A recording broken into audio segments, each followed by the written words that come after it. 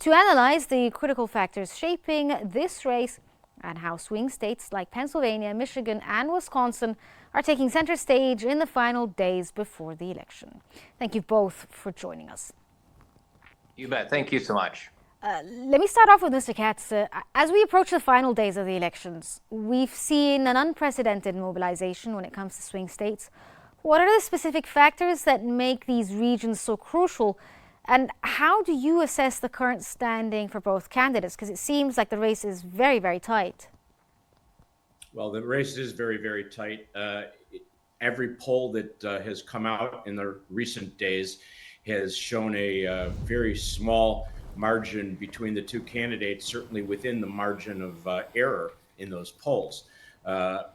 As of this morning, the most recent polls show Kamala Harris with a small lead in Michigan, small lead in Wisconsin, and basically tied in Pennsylvania with Donald Trump. The wild card that has come out in polls in the last 24 hours is the fact that she seems to be ahead in a solidly red state of Iowa.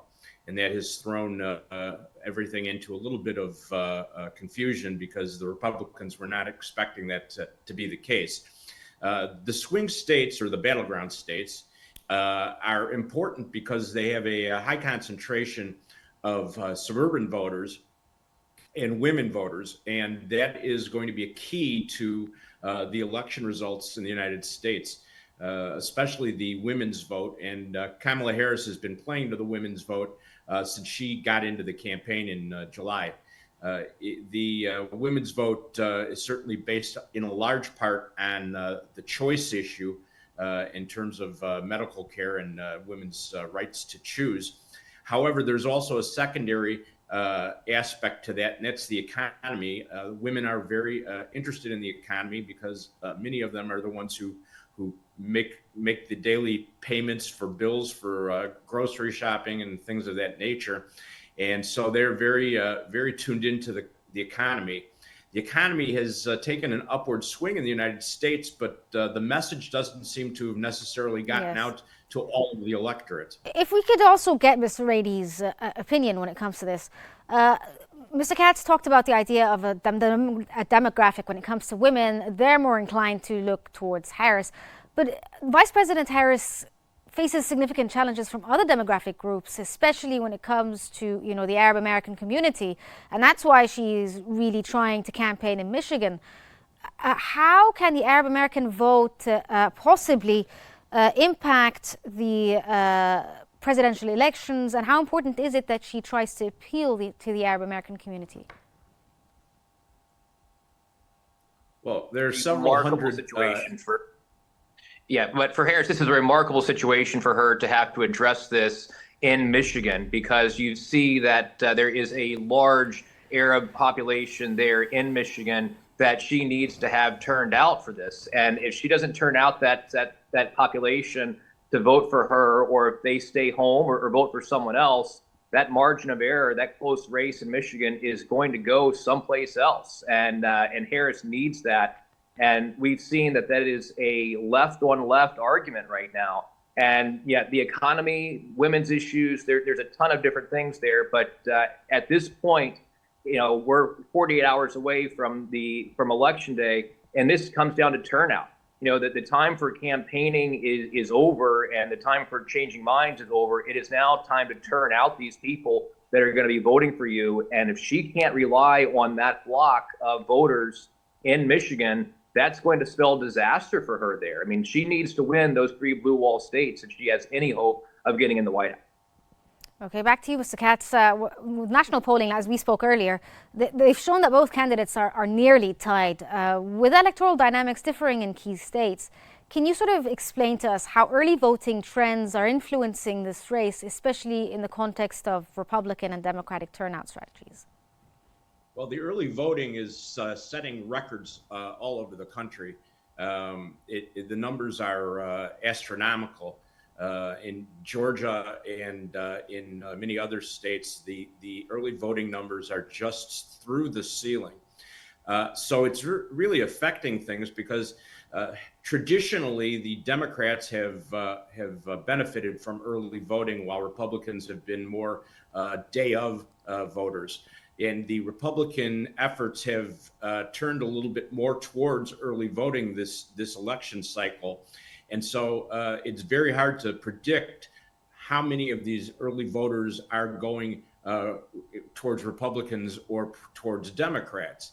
Again, the Democrats, generally speaking, are happier about early voting. It's just a question of whether or not the Republicans who are early voting will draw from the Republicans who would normally vote on election day.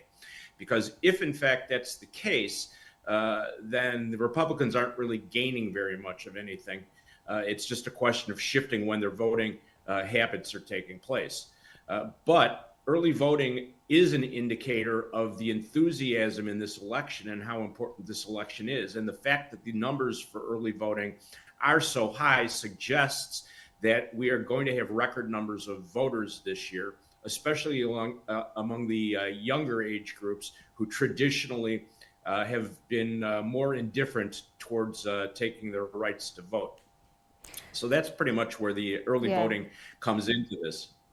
So, Mr. Rainey, the Harris campaign has sort of honed in on the idea of portraying Trump as a threat to democracy, as we've seen with the most recent speech that she just gave in Michigan.